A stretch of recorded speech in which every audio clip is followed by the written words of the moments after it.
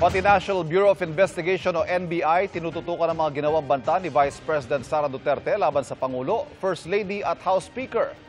Pwede kaya siyang makasuhan dahil dito? Ang sagot ay isang legal expert sa pagtutok ni Mav Gonzalez. Kapag pinatay ako, patayin mo si BBM, si Lisa Araneta at si Martin Romualdez. Ang pahayag na ito ni Vice President Sara Duterte, tinawag ng law enforcement authorities na active threat laban kay Pangulong Bongbong Marcos at ang PNP, pinaiimbestigahan na ito sa CIDG. Ang NBI, sinisiyasat na rin ang pahayag ng bise, pero para sa NBI, walang aktwal na banta ngayon sa buhay ni Pangulong Bongbong Marcos.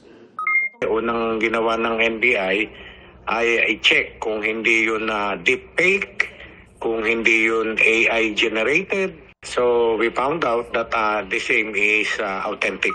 Ang rule natin, pagka may threat sa life ng presidente, ng matataas na opisyal, even kay VP Sara, ay hindi namin yan tinetake lightly. Iimbitahan ba ng NBI ang bise para sa interrogation? Hindi po natin isinasa isang tabi. Pinag-aaralan din daw ng NBI kung maaari bang makasuhan ang bise.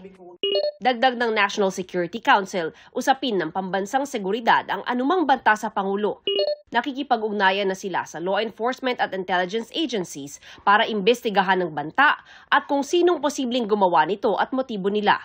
Nanghingan ang bise ng reaksyon sa pahayag ng NSC.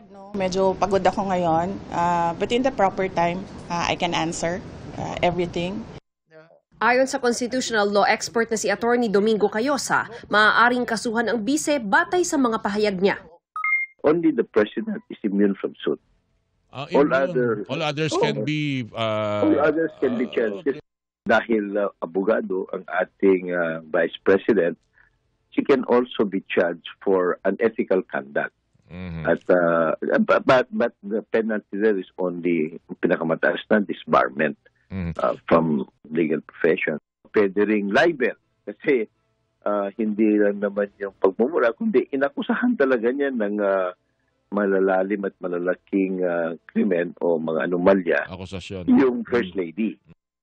Para kay Senate President Chis Escudero, nakakabahala at hindi angkop sa kanyang posisyon ang mga pahayag ng bise. Panawagan niya sa malalapit sa bise, payuhan siyang iwasan ang ganitong mga aniyay di angkop at posibleng criminal statements na hindi umano makatutulong kay Duterte at maging sa bansa.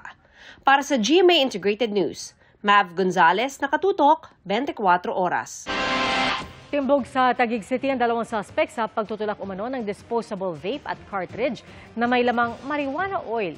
Ayon sa pulisya, tumatambay umano online ang mga suspect at mga teenager ang tinatarget. Nahuli ang isa sa buy-bust operation at ikinanta niya ang umano'y distributor na isa ring motorcycle taxi rider. Mahigit 50 piraso ng disposable vape at 11 piraso ng cartridge na may lamang marijuana oil na aabot sa 300,000 pesos ang nasabat. Walang payag ang mga suspect na maharap sa kaukulang asunto.